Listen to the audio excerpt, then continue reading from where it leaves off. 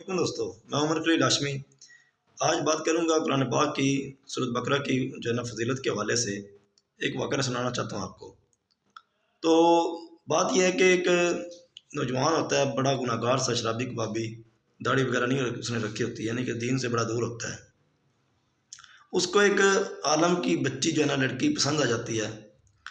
اب شادی کرنے کے لیے وہ اس کو جو جتن کرتا ہے وہ اس طرح کرتا ہے کہ اس کے والد صاحب کے پیچھے، یعنی کہ اس عالم کے پیچھے 1 2 3 ماہ جو ہے نا وہ جو ہے نا وہاں نماز وغیرہ پڑھنا شروع کر دیتا ہے تاکہ وہ رشتہ لینے میں آسانی ہو۔ اب وہ روپ دار لیتا ہے ایک ایسے شخص کا جو کہ بڑا مذہبی، یعنی کہ دیندار، اور اس طرح سے لگ رہا ہوتا ہے کہ یہ بہت ہی اچھا نیک انسان ہے۔ تو پھر وہ رشتہ بھجواتا ہے۔ رشتہ جب بچاتا ہے تو اسے رشتہ مل جاتا ہے۔ رشتہ ملنے کے بعد ہی کیا ہوتا ہے کہ 1 مہینہ بھی نہیں گزرتا تو وہ اپنی پرانی عادتوں پر جو ہے نا واپس آ جاتا ہے، داڑھی منڈوا دیتا ہے، اور اس کے بعد جو ہے نا وہ شراب کباب وہی سارا کچھ۔ تو بیٹی جو یعنی کہ اس جو لڑکی ہوتی ہے وہ پوچھتی ہے اس کی بیوی، یہ کیا کیا تم تو بڑے مذہبی دیندار تھے، ایسے کیوں کر رہے ہو؟ وہ کہتے ہیں کہ میں نہ کوئی مذہبی تھا نہ میں دیندار ہوں، میں نے تو یہ سب کچھ ایک روپ دھارا تھا تم سے شادی کرنے کے لیے، تو اب میرا مقصد پورا ہو گیا، تو میں تو اس چیز کا قائل ہی نہیں ہونا، میں اس چیزوں کے میں کرتا ہوں وہ وغیرہ سب کچھ۔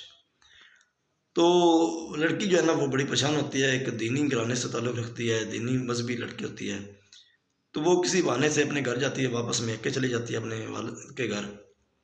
ساری جو کہانی ہے وہ بتاتی ہے اپنے والد کو۔ اب اس کا جو والد ہوتا ہے وہ کہتا ہے کہ تم واپس نہیں جاؤ گی۔ اب اس شخص کو پتہ چلتا ہے کہ میری بیوی کو واپس نہیں آنے دیا جا رہا، تو وہ کیا کرتا ہے کہ وہ اس کو واپس منانے کے لیے پہلے تو انہیں ڈراتا دھمکاتا ہے، لیکن کوئی نہیں مانتے وہ بات اس کی کسی طرح سے بھی۔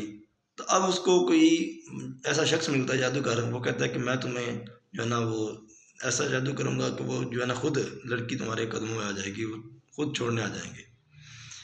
اب ہوتا کیا ہے کہ وہ جادو وغیرہ کرتا رہتا ہے، پیسے وغیرہ دیتا رہتا ہے اور پیسے دیتا ہے، تو کوئی کام وغیرہ ایسا نہیں ہوتا کہ وہ لڑکی ماننے میں نہیں آ رہی ہوتی، نہ اس کے گھر والے۔ وہ اور ڈیمانڈ کرتا ہے کہ میں ایسا جادو کروں گا، اب یہ اس سے بھی زیادہ جو ہے نا وہ عمل زیادہ قیمتی ہے، تو اس کے لیے مجھے اور ڈیمانڈ کرتا ہے اس کے جادوگر جو ہوتا ہے۔ پھر وہ کالے جادو تک پہنچ جاتا ہے، سارا کچھ، یعنی کہ حتیٰ کہ وہ سارا زور لگا دیتے ہیں لیکن اس کا کوئی بھی عمل اثر نہیں کرتا۔ اب وہ اس حد تک مقروض، یعنی کہ اتنا پیسہ لے لیتا ہے اس شخص سے جس کی بیوی جو ہے وہ روٹ کر میکے گئی ہوتی ہے، تو اب اس کے پاس 2 حل رہ جاتے ہیں۔ جس لیول کا وہ جادو یا اس طرح کا وہ عمل کرتا ہے کالا جادو وغیرہ، اس میں 2 ہی اس کے پاس آپشن رہ جاتے ہیں، یا تو وہ اس شخص کو مار دے، یعنی کہ جس کی وہ بیوی روٹ کے میکے گئی ہوئی ہے، یا پھر وہ خود کو قتل کر لے۔ یعنی کہ وہ جو جادوگر تھا اس کے پاس صرف 2 آپشن آ جاتے ہیں، اس حد تک کا وہ، یعنی کہ اس کے جو جنات یا جس طرح کے وہ شیطان وغیرہ اس نے رکھے ہوتے ہیں، جس لیول کا وہ زور لگاتا ہے اس کو واپس لانے کے لیے، تو اب اس کے پاس صرف یہی ایک آپشن رہ جاتا ہے۔ تو وہ کرتا کیا ہے کہ اس لڑکے کو قتل کر دیتا ہے۔ تو پولیس پکڑ لیتی ہے اسے اور انویسٹیگیٹ کرتی ہے، بھائی تم نے کیوں قتل کیا اسے؟ وہ بتاتا ہے کہ میں آپ کو ساری کہانی بتا دوں گا میں نے کیوں اسے قتل کیا، لیکن آپ مجھے ایک کام میرا کریں کہ میں نے فلاں جو ہے نا اس شخص کو، فلاں عالم کو، وہ میرے سامنے بلا کر لائیں۔ تو بلا لیتے ہیں۔ وہ بتاتا ہے کہ یہ سٹوری تھی، یہ وجہ تھی، اس نے اپنی بیوی کو واپس لانا تھا، تو میں یہ عمل کرتا رہا، میں جادو وغیرہ کرتا رہا، اور ایک وقت وہ آ جاتا ہے کہ میں سارا زور لگا دیتا ہوں، میں نے ہر قسم کا عمل کیا، ایون کہ میں نے کبھی اتنا زیادہ کسی پر نہیں کیا جتنا میں نے اس گھر پر جادو، کالا جادو کا زور لگایا، لیکن اس کے باوجود کیا ہوتا ہے کہ وہ میرا کوئی بھی عمل جو ہے وہ ان کے گھر پر عمل اثر نہیں کرتا، الٹا وہ مجھے نقصان پہنچانے کے لیے جو ہے نا جنات وغیرہ آ جاتے ہیں۔ تو ان صاحب سے پوچھیے کہ ایسی کیا چیز تھی، کیا اس نے پہلے لگا رکھے تھے کہ میرے کسی بھی عمل کا، کسی بھی جادو کا ان کے گھر پر کوئی اثر نہیں ہوتا؟ تو وہ عالم صاحب بتاتے ہیں کہ آپ کے کسی بھی جادو کا کیا کچھ شیطان بھی آ جاتا تو ہمارے گھر پر اثر نہیں ہونا تھا، اس کی وجہ یہ تھی، تو اس کی ایک ہی صرف وجہ تھی کہ ہمارے گھر روزانہ جو ہے وہ سورۃ بقرہ کی تلاوت ہوتی ہے، پوری سورۃ بقرہ پڑھی جاتی ہے۔